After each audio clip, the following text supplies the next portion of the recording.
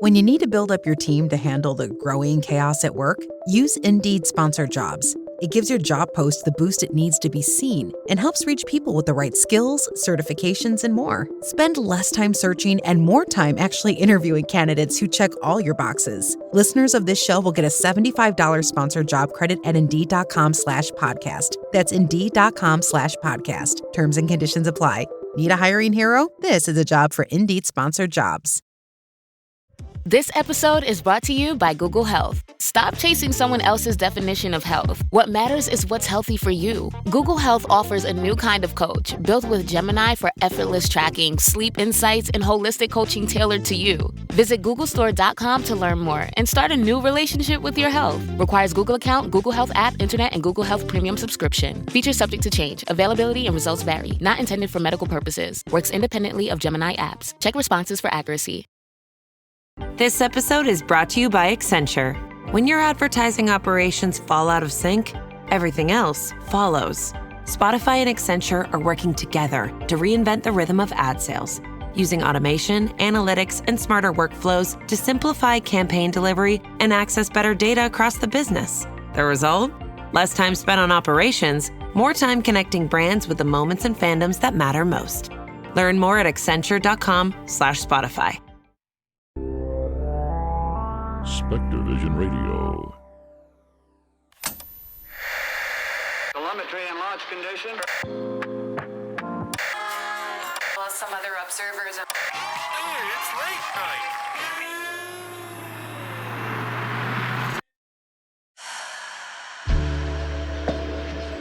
it's late night. It's late night on the astral plane, where it's never too late. With your host, Ryan Singer.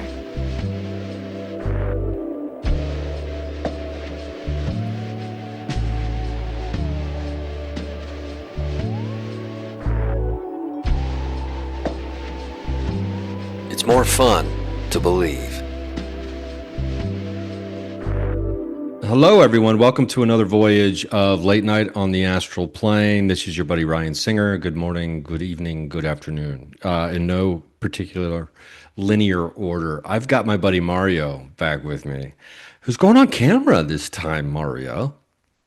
Yeah, I'm back. I'm out from behind the curtain. Out from behind the curtain and the masks. But I mean the magical office, the apothecary, or whatever we want to call it, the home for wayward posters and magical items seems to still be in full effect behind you.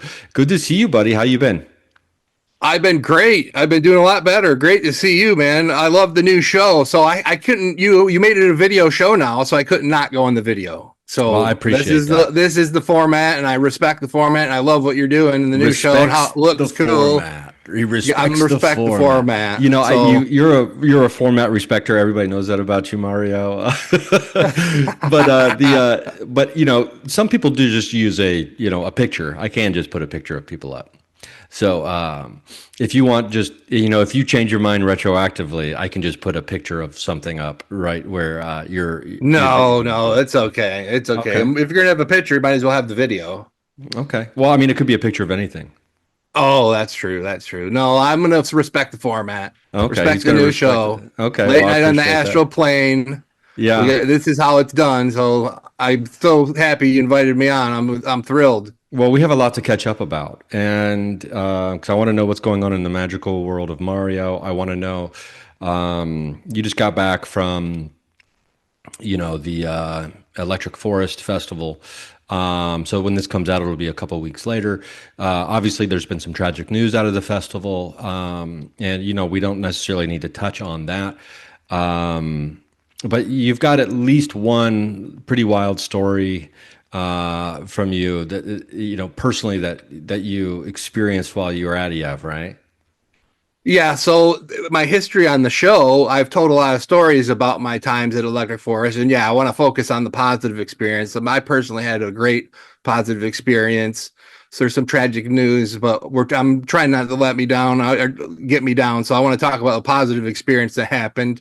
And then it's kind of weird, though, at the same time, because somebody did get freaked out. Some people I with got a little freaked out. So I always have been saying on your show that I'm good at getting pulled into the secret occult spaces in the Electric Forest Festival, because there's lots of hidden gems and hidden stages and hidden experiences that not everybody gets to experience.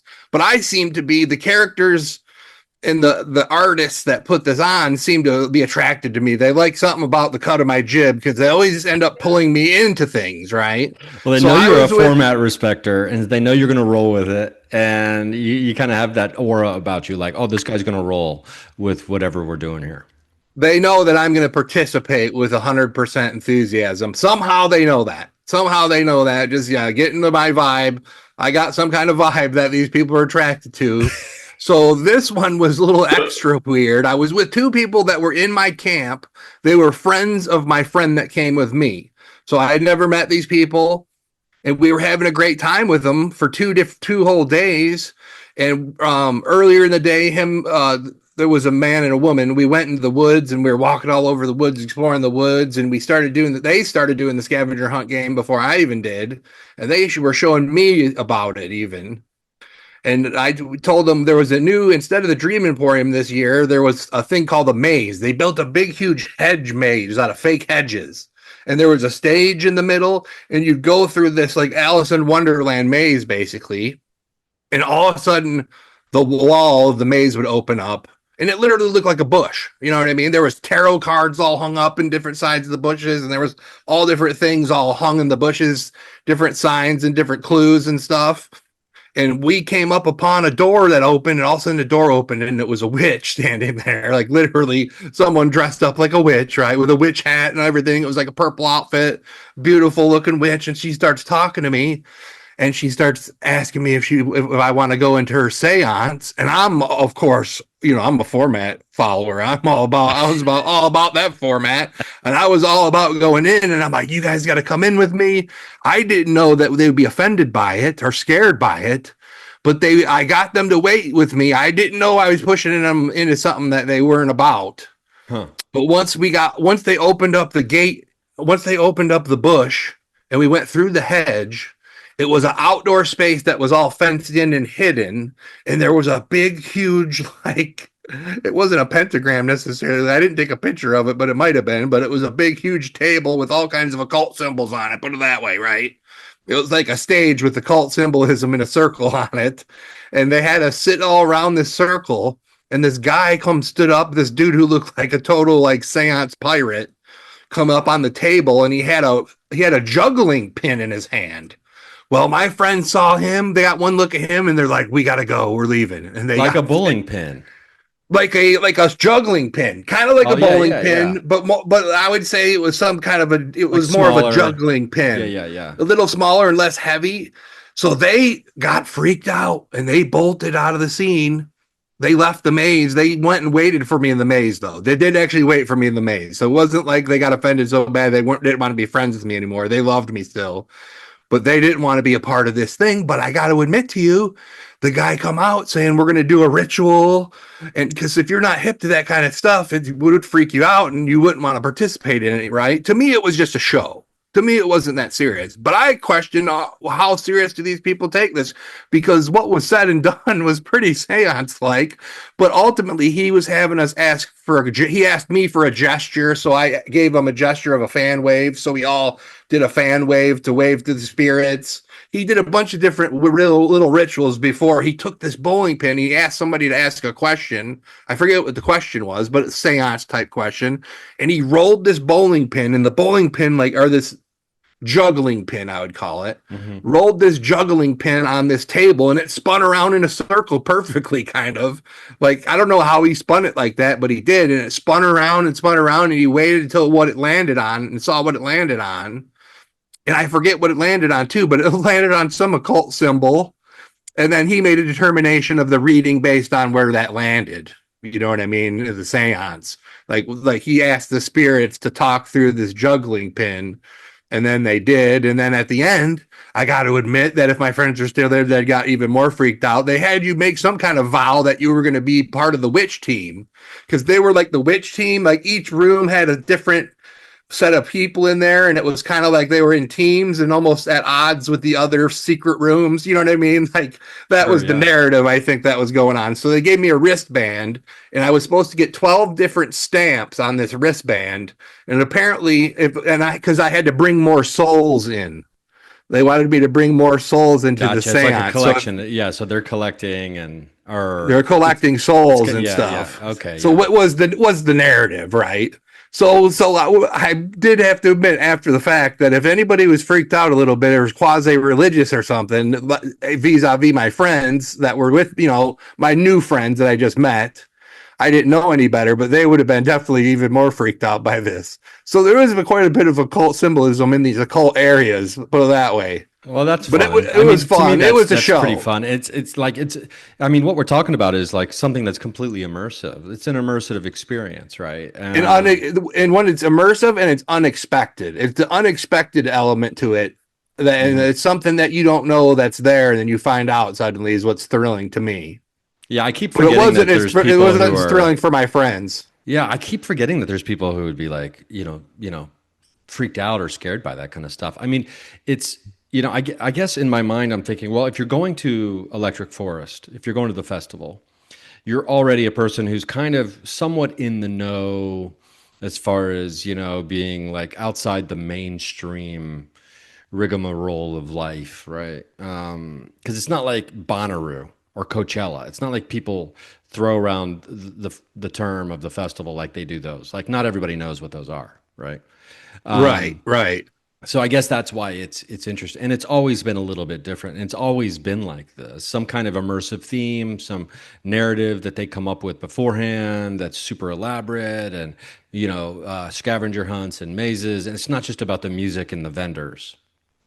Yes, it's a fully immersive world. It's like you step into this planet and it's just, you really feel like you're somewhere else. And that's that's what they want it to be. It's a little bit much for some people. So I wish they would. So they have a stage where they do comedic type shows, but they don't really have a stand-up comedy stage. I wish they would. Yeah, they haven't really had any straight up stand-up comedy. They have like a talent show on the Grand Artique stage, which I think people have done stand-up on, but it's like people from the audience. You know what I mean? It's like festival goers. It's not. They don't hire any professional comedians to do stand-up, at least. Because I had a buddy of mine who did like music and stuff like that. He went a couple of years ago. I think he went. I think he may have been performing there. I think he was, in fact. But and like some other type like puppeteer people there's lots of that. There is lots of puppeteers actually. Yeah, I saw some puppeteers myself. Yeah. So, because the puppeteer world and the comedy world are kind of they're deeply connected out in Los Angeles. So you kind of know there's a lot of crossover, at least in the alternative space of comedy, where I have found myself mostly occupying the last 15 plus years. But anyway, that's pretty wild. The idea of I'm curious, during this seance, was there anything that actually kind of came through that was like, wow, that was pretty impressive, actually, and not just kind of performative? Not exactly. And it was kind of hard to hear the guy. He didn't have a microphone and his voice was hoarse from doing it all weekend, I think. So it was hard for me to kind of determine what was going on. To me, it was just a show. You know what I mean? Like, but the words they used were quite serious. And again, somebody that would be afraid of that kind of thing, if they would have stayed, would have been even more freaked out. Yeah, I mean, I know there's people there's people in this world. I just had this conversation a couple of days ago. There are people in this world that think that certain large events, gatherings of people, are just opportunities to collect people's energy. Loosh. It's a big loosh tent. Right. Which is like, I can't, it's weird how I keep having this conversation, but like, because loosh is a word that, Robert Monroe came up with. It's in I think his second book. And, it's been totally taken and co-opted. That phrase has been taken and co-opted. And now, like David Icke was using it essentially with like, when it came to like talking about reptilians, and basically, it's been a concept that was totally taken from Robert Monroe and bastardized into something else. Oh, wow. I didn't know that. Yeah. And so it's just pretty wild. It's a small world, you know what I mean? When it comes to like a lot of the conspiracy stuff, like it's a very, very small world. But anyway, and there's certain people who think, because it was happening with Taylor Swift a few years back. Oh, she's using, or Beyonce, they're using satanic rituals, or it's the Illuminati rituals that they're doing on stage, right? And they're doing these big, like, that everything is like a harvesting of people, and it's like, so come to find out, that's pretty much kind of what my friends thought. They said it was too demonic, and they packed up their stuff, they sold their wristbands, and left the next morning. So I'm thinking the seance might have been the straw that broke the camel's back. It was my friends' friends. I didn't know they had a propensity for that kind of thinking, Well, but I guess every place has a lot of dark light, and every place of, again, a mass quantity of people is going to have dark and light things going on at it, Sure. It's like when you create a small city in a forest. So they were like kind of acting Christian, but kind of saying they weren't, It wasn't like they went to church or anything, but they were kind of falling back on Christian values as far as the seance goes, that's for sure. And as far as the whole festival goes, they judged and determined the whole thing was bad, which I think there's a lot of positivity. I don't think that could be said at all. There's a lot of positivity and light there, Well, it goes back to that old adage about people ascribing badness to things that they're not familiar with, right? That are outside of their the paradigm that they've grown up with, or what they understand. And and I constantly, on a daily basis, forget that people don't have regular familiarity with I can't say that word right now, but they're not used to any of this occult stuff. And occult has such a bad word, even though it just means hidden, right? Underneath. Like, right. That's what when I was saying the word occult, I basically meant literally, because these worlds I talk about getting into at Electric Forest are literally just hidden. And then there is occult, as known as occult imagery sometimes, and theme matter, subject matter going on in those areas. But again, I think it's just for show, and it's cool. Yeah. And I think even ascribing badness to, or like demonic qualities to that imagery and the symbology and things like that, it's only because of the predominant religious culture in this country has told people that is bad, that is other than us, that is against us. The Christian values and the Christian imagery, those are the good ones. Like if like there was a bunch of like paintings of Jesus and the Virgin Mary and stuff like that back there, it'd probably be a little different, right? Like people wouldn't be like, freaked out. Oh my God, this is creepy. And then they're like, well, now we're gonna turn water into his blood and drink it. And if you weren't Christian, you'd be like, what are you talking about? We're drinking blood now? Are we vampires? That. Oh, right. Because if it was taking communion, they probably would have went in and did it. Exactly. So a secret communion. We're cannibals eating his body and drinking his blood like vampires. But so anyway, it's all about like, what is the dominant system that has dictated, the goodness or the badness of certain imagery or symbology or themes, I guess. But anyway, we got to take a quick break. And when we come back, we're going to talk more with my buddy Mario, about what magical things he's been up to in his suitcase and what's going on in that wild and wonderful world. We're going to be right back. Patreon.com/Ryan Singer. You can get ad-free episodes, videos, and the like over there. So go join. And I give, there's free stuff over there too if you're a free member. So go on and join up over there, patreon.com/Ryan Singer. We're going to be right back. This summer, soccer is here, and so are the watch parties. And Uber Eats has your game day essentials covered. Everything you need to keep your crowd happy, delivered straight to your door. Get wings, pizza, chips, dips, fresh ingredients, and more. Keep the soccer going and all your game day essentials flowing. Order in so you can lock in for the games. Only on Uber Eats for a limited time. This episode is brought to you by Perfect Bistro Cat Food.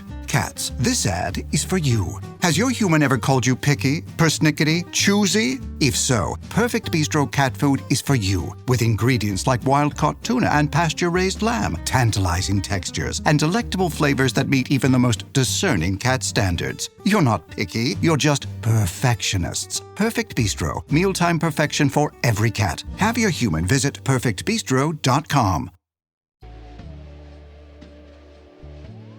And we're back. I've got Mario and his magic suitcase with me. Maybe we'll do some kind of impromptu. We have not discussed this at all. Maybe we'll do some kind of impromptu, poll of some kind, whether it's an object or something here later on in the show, and just see what happens and see what comes up. But I'm curious to know what have you been like? What have you been deep diving into lately? So I have to admit that synchronicity can be a cruel master. I did experience a bit of a mental break there for a while. You might, I haven't really talked to you about it, but I definitely got, and I have the Synchro-Mystic handbook by Christopher Knowles, and I did read that, and I didn't listen to it.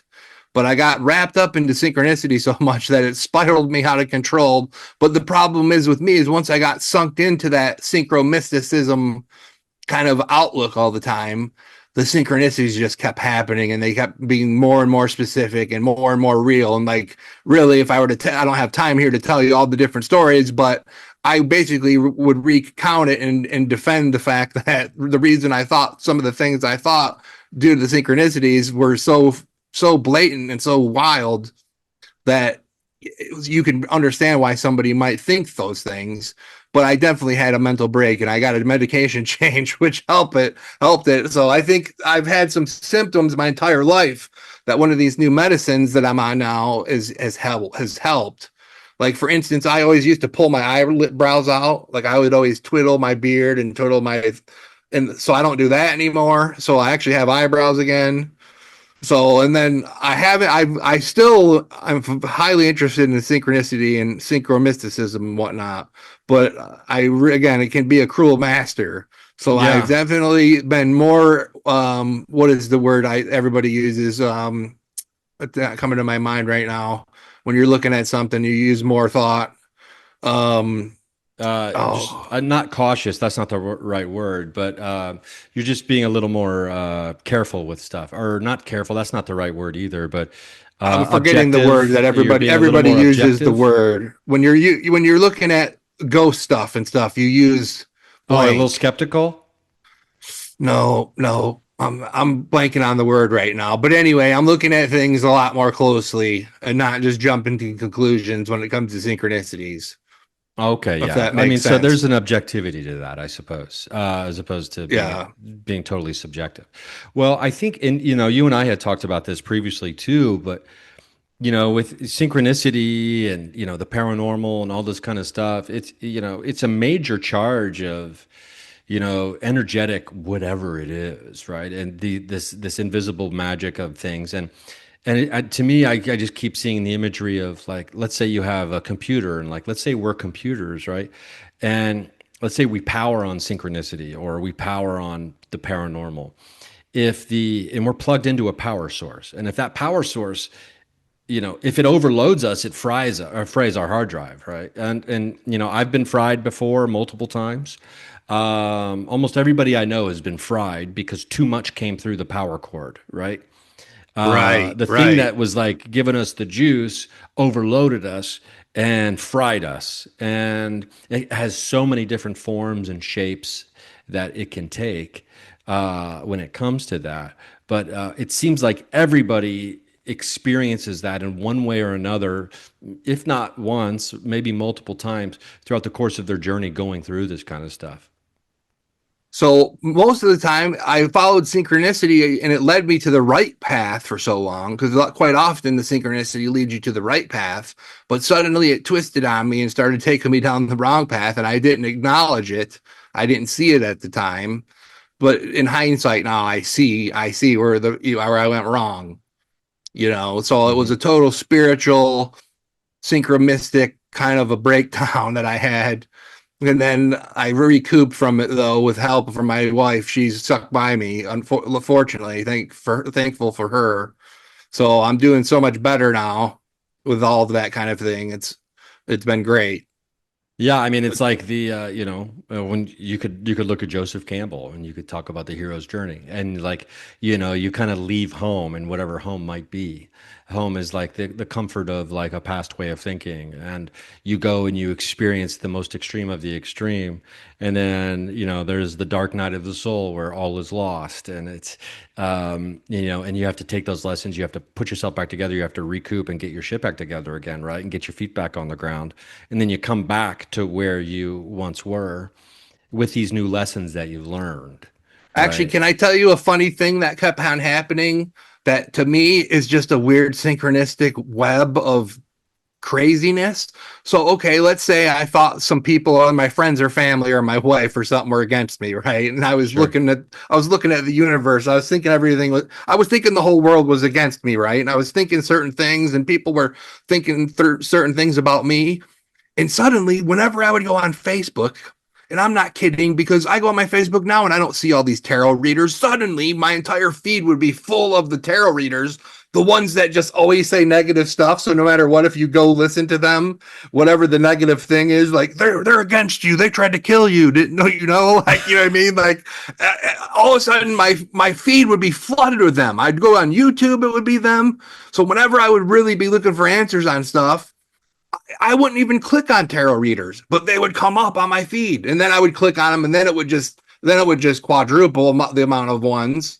And again, it was the ones where it was like the stuff they say, it's on loop, and they're pulling the cards. It's really cool. It's quite entertaining, but it's always seems to be a negative thing. So if somebody's wronged you, or you know what I mean, you watch those, and it clarifies it for you, right? So I would just reinforces what you're already reinforces what you're already thinking. And, you're already spun in a web of madness, and it would just spin me deeper and deeper into the web of madness. So that's just one of the things that happen. But right now, if I go on my Facebook, there's no tarot readers. If I go on my YouTube, there's barely any. It's all like food shows and stuff. You know what I mean?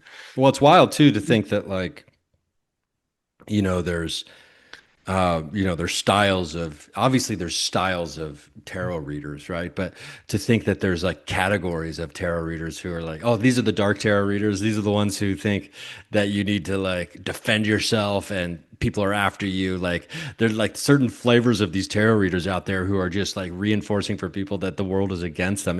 It seems pretty wild to me too, because it feeds into because I think what you're kind of touching on too is like, to some element, a degree of paranoia that starts to set in. If you get into this feedback, if you get into a feedback loop of like, everybody's against you, then it's just like there's literally no end to where that can lead, other than the end of everything, right? And which is kind of like similar in many ways to me to like the conspiracy kind of loop that people can get caught in, or even the paranormal loop to some degree that we can get caught in sometimes as well. I mean, it's great that you have found yourself on the other side of that, because I think it's an important conversation, and it's something important for people to understand when it comes to getting into the woo or the synchro-mysticism or the paranormal, is that sometimes we can lose ourselves in it. And every once in a while we have to get our feet back on the ground, right? And we have to remember, like, we need to at least keep a toe on the ground every once in a while to humans be human, right? There's other human stuff we got to be doing. Right. It's like, just our primary relationships, our shelter, our food, our sleep, that kind of thing. So that kind of crazy stuff was getting in the way of all that. Yeah, I did actually lose some weight there, which I need to lose some weight, but the way I was losing it at that point in time was not good. Yeah, and better ways. Then you get into real trouble when you start doing your own tarot readings, and then they start confirming your paranoia or your crazy thoughts that aren't right. Because of course they do. Because of course they do. Because you're the one pulling the cards, and not to say that there isn't some kind of energetic share there happening through consciousness, right? To where your cards know what you're looking for, and maybe they're going to try to give it to you. But even if they aren't, even if they're trying to like give you a wake up call, you're still ascribing different meanings to them.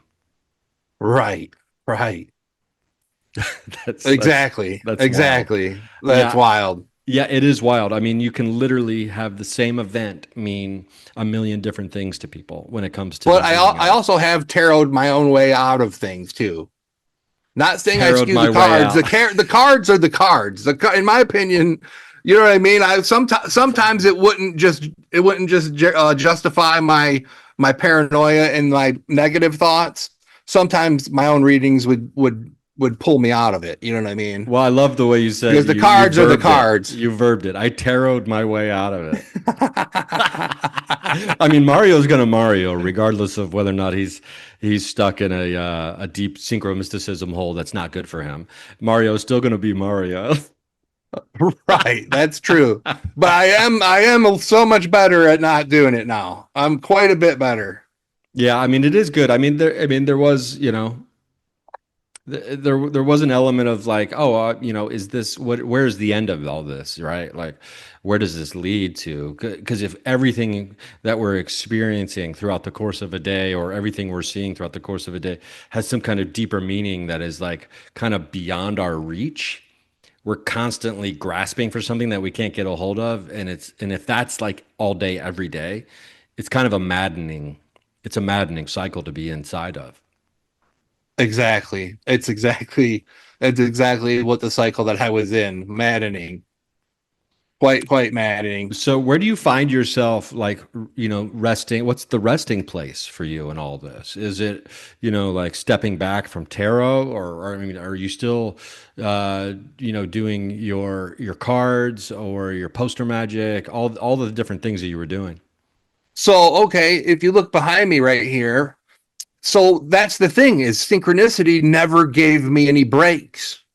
The synchronicities why I called it poster magic, what it started with is me getting the orange cat that's behind me right here. I don't know if you can see it that good, but that's the poster that I talk about on your episodes, that I bought this poster of an orange cat, and then 2 weeks later, the orange cat actually showed up that looks exactly like the poster. And the poster looks like the Princess of Cups Thoth tarot card, if you look at it, because he's holding a fishbowl, and he's got a cup in the other hand, and he's on the water, and he's in the cardboard box and everything. So that's one of the things that started what I call the poster magic.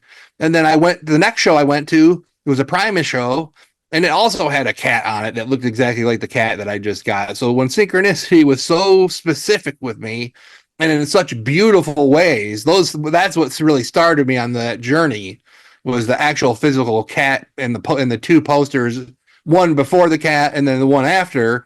That's what really started me on my synchro-mystic journey. And then just from there on, Ryan, everywhere we go, there's an orange cat on the poster. It's still happening. It's kept happening. We've gone to like so many things where it's like, I know orange cats are the most popular with Heathcliff and Garfield and everything. But like, how many posters? I had never seen any posters with cats on them since before I got my cat. So that just kept on making it even a little bit maddening, to where I'm like, okay, enough with the orange cat posters already, if you know what I'm saying. Like, all right, that's where I was at a point of that. Like, okay, you try to get the synchronicities to throttle back, but they don't. Sometimes they just throttle back up. But yeah, for sure. I mean, it is interesting too to think about, like, because we ask ourselves, was I just not paying attention at all before this? And actually that thing might have been around, and I just was never noticing it. And then there's now it's happening constantly and I can't stop noticing it. It's like, well, where's the middle ground where I can just be like, okay, this is just something that's part of my life, right? And it's a pretty interesting, cool thing. That is kind of part of my, kind of my background story. It's part of the setting of the play that is happening here. And I was talking with Rontowski recently, and she said something I never knew, and that is that the major arcana is based on like Carl Jung's archetypes, right?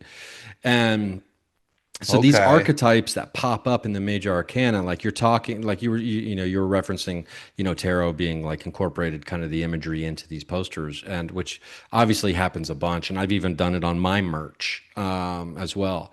And it's like, well, these archetypes, they resonate with all of us for very specifically deep reasons. Because if these archetypes that, Jung identified are in fact true and deeply resonate with us, which I think at this point we can kind of all assume they do, deep in our subconscious. We're getting our little bells, ding, ding, ding. We're getting, order up, right? Like little like restaurant bell, like ding, ding, ding. Oh, we got an order up for a synchronicity. Just got boom, boom, boom, boom. It's happening to all of us constantly, whether we realize it or not, just because of the archetypes. And then you throw in like tarot cards, and then you throw in like, music posters, or T-shirts, or just imagery, or weird things happening in different places, or architecture of buildings, things like that. It becomes, you see all the different pieces of a puzzle that start to form, and unfortunately, that puzzle is kind of beyond all of us all the time, forever, and always has been and will be, but yet is somewhat understandable on some kind of subconscious level, if any of that makes sense. So speaking of taroting my way out of things, and speaking of your friend Karen Rontowski, so what I've been limiting myself to, she has on her Patreon a class. Sometimes it's once a month. It hasn't been for a couple months because she's been on tour, but a lot of times once a month she has a live on her Patreon, and it's a tarot class. So I've been going to that tarot class, and what you do is you do readings for other people, and people do readings for you. So the amount of synchronicity that happens between me and the people I've met on there, it's just been beautiful. So I've kind of channeled that kind of time for that time, like, specifically for the tarot and and beautiful things happen. And I just leave it at that. Beautiful things occur with other people, and I leave it at that. I don't dwell on it or, let it spin me off into a tangent for a month or anything like that. So her tarot class, I highly suggested on her Patreon. Yeah, when she posts having a live, she posts a Zoom link and you go to it, and it's just been beautiful. So I've been doing a lot of beautiful readings on there and getting lots of beautiful readings. It's really cool. Yeah, I mean, she's the best. And it's interesting too to like think about, using these moments that we have to kind of anchor us into being present, right? And to actually enjoy our life, as opposed to constantly seeking, the answer to a mystery that seems ahead of us, right? Like, oh, if I can just do this, I can figure out.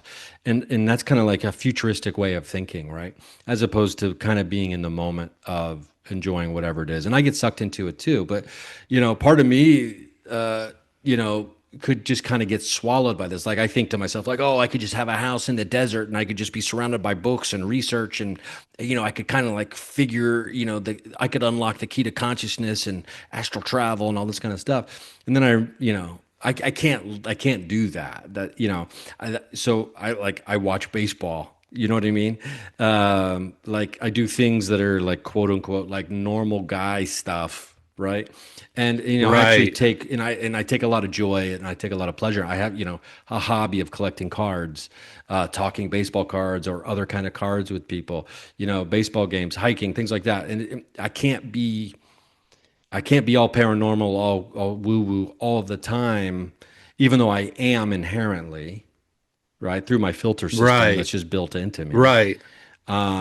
In comedy, right? And all these other things. And I think if one area ever dominates me, I start to get a little off kilter, right?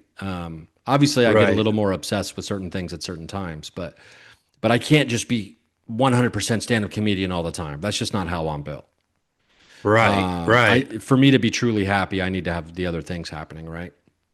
So it's kind of funny you say collecting cards, because that's kind of where things went down south for me as far as the things go. Is I collect Garbage Pail Kid cards, right? Mm-hmm. Well, it just so happens that the Garbage Pail Kids made a tarot deck, and my main tarot deck is the Garbage Pail Kids. So then the normal guy stuff of collecting cards blended right into the tarot cards, because I would just reach into a pile I'd be doing readings, and I'd reach into a pile of Garbage Pail Kids and randomly pull a card out, and it would be that person's name, and it would fit what we're talking about.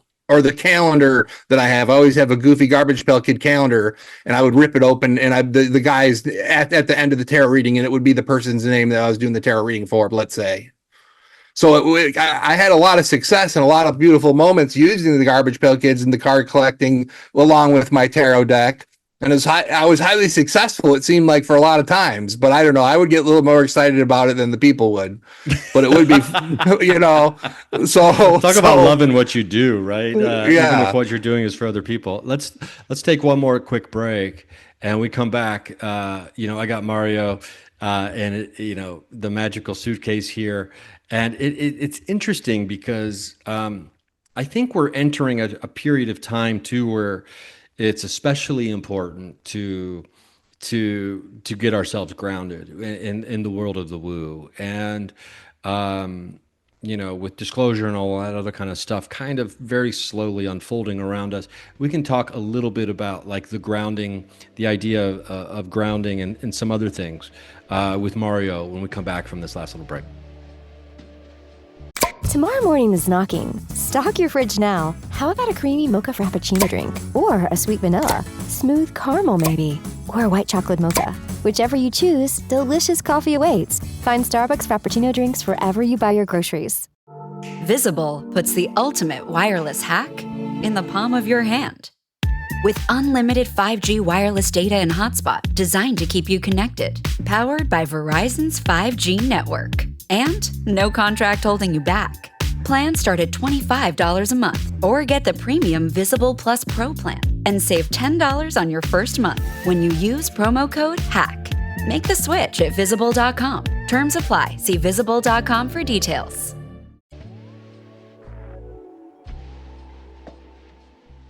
Okay, so we're back. I've got Mario's Magic Suitcase with me, and I want to talk a little bit about, because there might be people who are kind of in the middle of it, or there might be people who are ramping up into their kind of, getting their whirlwind of getting sucked up by the twister of strangeness, and that kind of can throw our lives off kilter for a while until we can, regain our bearings and get our feet back on the ground to some degree, and being on the other side of it, it's always easier for me.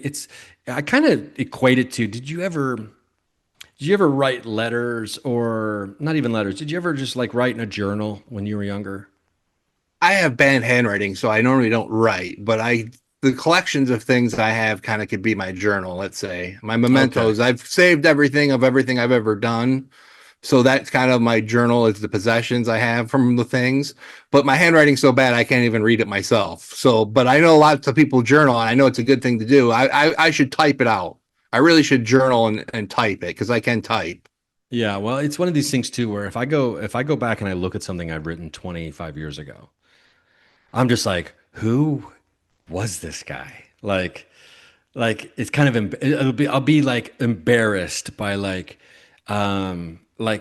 just maybe let's, for example, how what would be a good that people might understand, let's say I was like hung up on a relationship that ended, and I'm like writing and I'm pining and I'm like, I just don't think I'll ever be happy again, blah blah blah blah blah.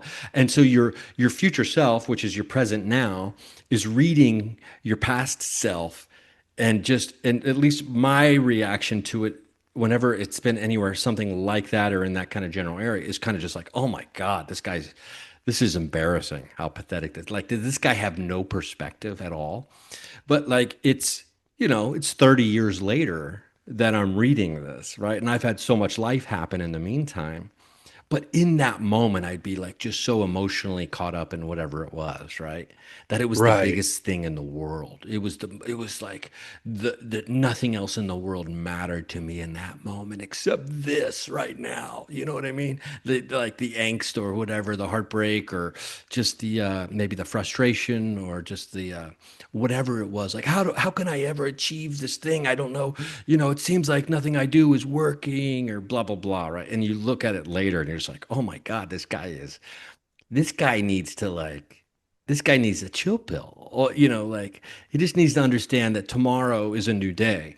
But it's easy to have that perspective later, is what I'm saying, right? Right. Even though we can kind of look back on our past versions and just be like, oh my God, I'm embarrassed of how I was being. But I think we need to allow ourselves a little more grace than that, and just we can't be so judgmental. But I think that happens to a lot of us once we get out of like a traumatic paranormal experience as well. Like I look back on the fact that I couldn't sleep with my lights out for like a year or whatever it was. And I'm just like, now I'm kind of to a point where I'm, mostly moved past that, at least everywhere else except where it happened. And even there to a degree. And I'm just like, a grown man, you just couldn't did you think it was going to come into your room? Like, what's wrong with, like, you couldn't just... When your mind is so wide open to the possibilities, it's so wide when you just have your brain so wide into things, to where I literally was believing that a UFO might come pick me up and give me a ride out of here at one point in time. I was so in such despair. That was one of my hopes, right? Yeah. So that's probably not going to happen, right? And whatever you think was going to get you probably was not going to get you, is what you're saying. And so, but that's not to discredit the experiences we're having. Exactly. And the experiences, however extreme or at least perceived as being intense, every action has an equal reaction or whatever, supposedly. So to some degree, maybe we can apply that in some form here. If we're perceiving something to be intense to us, our reaction likely is going to be intense in some form or another, whether it's an intense freezing of flight or fear or whatever it might be. But when it comes to like the moving forward and going on and still being open to to the mystical and the wild and the weird and the supernatural to a degree, we integrate these lessons that we've learned from the past, right? And I'm curious about the integration process for you when it comes to like where you see yourself in 5 years. You know what I mean? That's a good question. I mean, I definitely think I still have some beliefs and stuff, and I'd love to use the tarot and do tarot readings and stuff. I would love to see myself doing a lot more of that. I need to find a new career because I had to retire from my job that was very dangerous work. I have some health issues. I have dizziness, and I have facial pain and different things like that. So I need to kind of find a new career path. So I'm definitely looking to reinvent myself. So in 5 years, I'm hoping to be happy and healthy and still practicing tarot and whatnot like that. Yeah, most definitely. Yeah. And I mean, who knows? I mean, I do feel like, you obviously would be a great carnival barker. Yes, I'm definitely a good hype man for some stuff that I believe in or experiences I want my friends to experience. I'll definitely carnival bark you and try to get you to go with me until you get freaked out by a seance. That's where I've got. Sometimes I go too far and take. You got to know who you're taking. The people we were taking on the ride. If you're going to grab onto my backpack and follow me, you better be prepared for a wild ride. I can tell you that. Well, yeah, I mean, because you're definitely going to, you specifically you're going to get sucked into the wildest and weirdest experience that you can possibly have at an event like that at any given moment.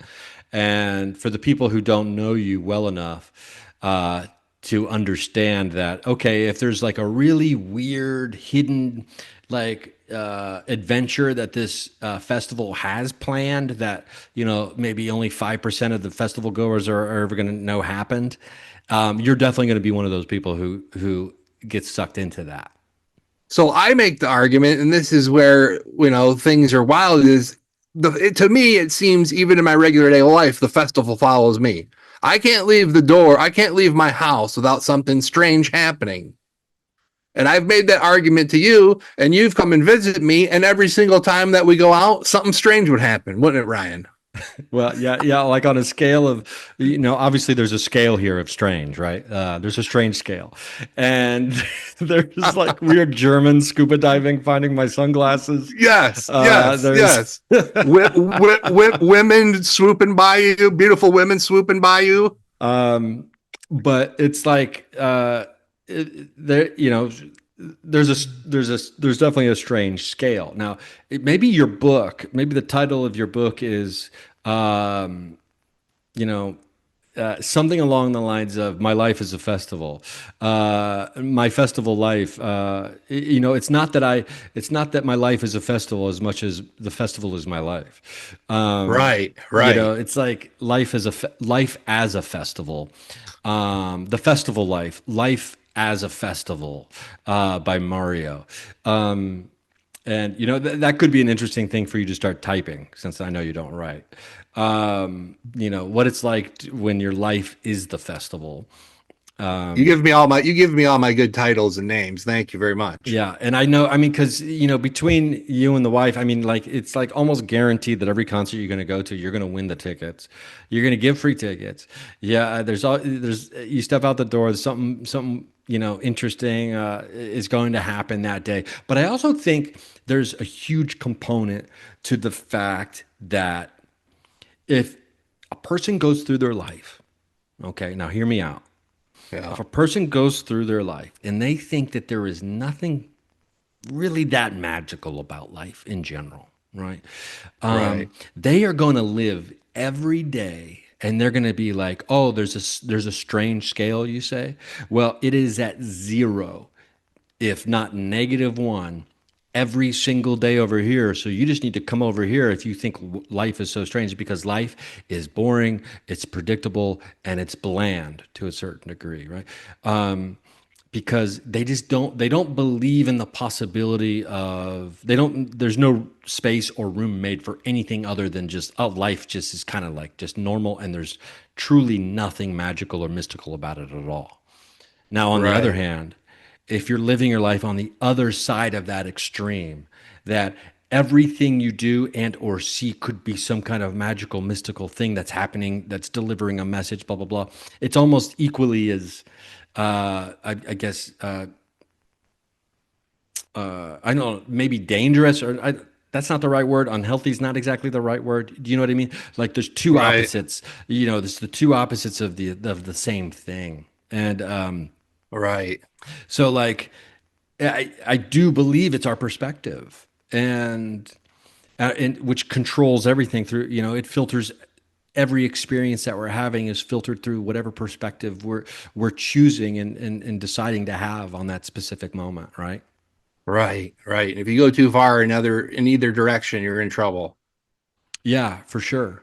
And in one situation, your life is so just uninteresting that doesn't seem worth having, and on the other extreme, it's so overloaded with crazy things that it's almost unbearable, and you want a UFO to swoop in and rescue you and remove you from it. Right. Exactly. Well, I should add that I actually have been substitute teaching, and that's been quite fun. So the kids kind of like me. So we have lots of fun, interesting things happen in the classroom. My wife's a teacher, so I said, if you can't beat them, join them. So I joined them, and I've been substitute teaching, and boy, that's a lot of hilarious stories. I've quite enjoyed it, to be honest. Yeah, I did that for a very short period of time. I think I only subbed in a classroom 2 different times before I got hired at a particular classroom to be full time. Because I was a short-term sub, are you long-term or short-term? I'm just a short-term. I just been doing short-term stints, which there's plenty of work for that. So it's been good. Yeah. So we're just on the summer now, so I'm a little bit unemployed at the moment, but I got to figure out something else to do for the summer.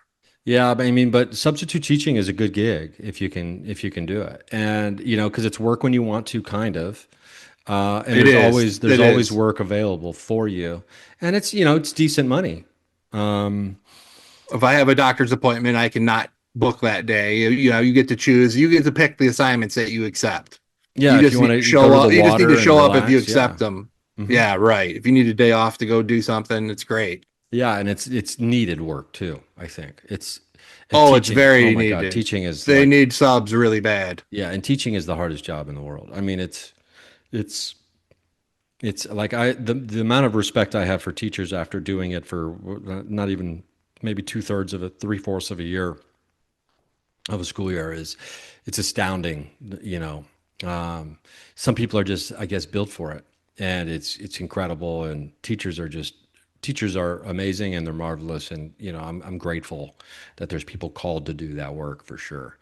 Well, Mario, this has been great. So great to see you again, Ryan. Yeah, great to see you. Love the new show. Love the new format. Yeah, and who knows? I might be milling around, the Mario area, area at some point. So hopefully you are. Come visit. You're always welcome. Yeah, and we'll have to do some screwdrivers. Yeah, for sure. And we got a new cat. We got a new cat named Bob. So now Chili has a brother named Bob. Oh, okay. Bob, what a great Bob name Weir. for a cat. So this what happened. You know why his name's Bob Weir? Okay. We went and got a cat. He has a bobtail. We purchased a cat. We named him Bob, and that was the day Bob Weir died. So we added the name. Yeah. We added the name. We were so devastated by the news that Bob Weir had died that we named our cat Bob Weir. So you got to come meet Bob Weir. I definitely got to meet Bob Weir. The Grateful Dead is who I'm referencing. He passed away the day that we bought Bob. Yeah, I remember that. I remember. It almost feels hard to. It's Bob Weir's death is one of those deaths that like I feel like I purposely forget that it happened every time I remember it happened. Does that make sense? No, it does. I've Like, been doing I the same refuse to thing. believe that he's I dead. haven't accepted it yet.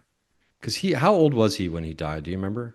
Oh, I can't remember. I He think was in his might have been. 80s. He right? might have been in his 80s. Yeah, I think he might have been. This is really like, this is not something I recommend to people, but I remember it was a handful of years ago. Well, I've been off nicotine for, it's either 4 or 5 years now. I can't remember which. Okay, great. Of all forms. And I remember one time I was going to a friend's house for the 4th of July. And I was with my buddy Dave Waite, who's a huge Dead fan. Okay. And, hot dog, and we all know comedian Dave Waite. Yeah, I love him. So we go to a gas station to pick up some supplies so we don't show up to this barbecue for the 4th of July empty-handed. And we're getting ready to get out of the car, and I'm like, you know what? I just saw a video last night, or maybe it was the Other One documentary.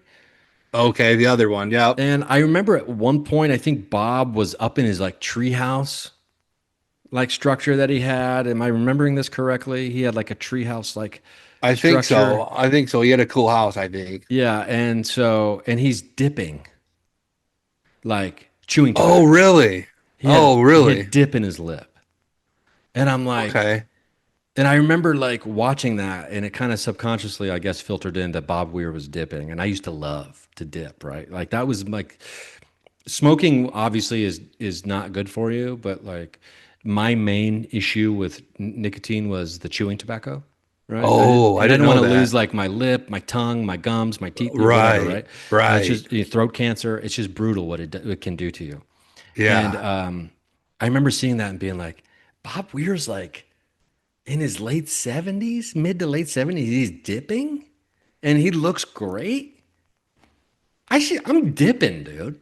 And I went in and I bought a can of Skull Cherry because Bob Weir was dipping in his 70s. And I'm like, what am I doing? Oh, wow. I'm like, I think at the time, like in my early 40s. And I'm like, if Bob Weir can dip, he's like almost 80 and he's fine. I can dip.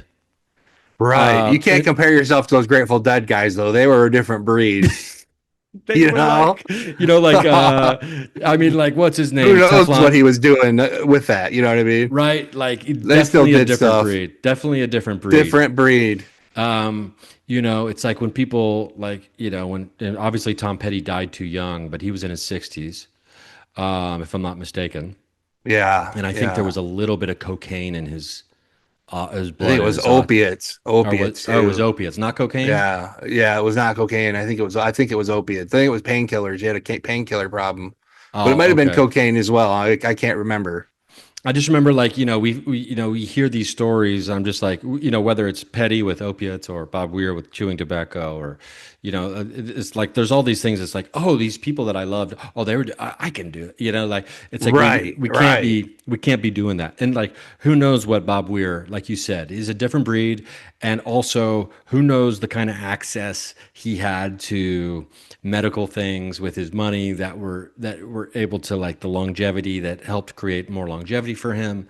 Right. And also, it just might have been genetics.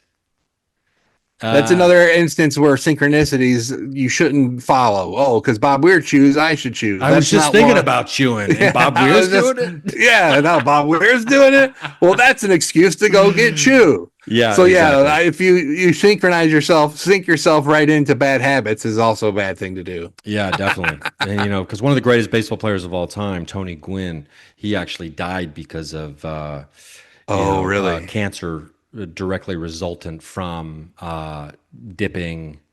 I think it was dip more than like chaw, but regardless, smokeless tobacco led to his death. And so it's like it does happen, and it doesn't matter if you're one of the greatest hitters in the history of baseball. It'll happen to you as well. Right. Anyway, Mario, this has been great. Thank you so much. So great to see you, man. It's fun. Great to see you as well, and hopefully I'll be seeing you in person rather soon. Yeah, keep me posted. Let me know anytime. We'll be stoked to see you. Yeah, for sure. And enjoy that summer off, Teach. And and we'll do it again sometime soon. Okay, thanks, brother.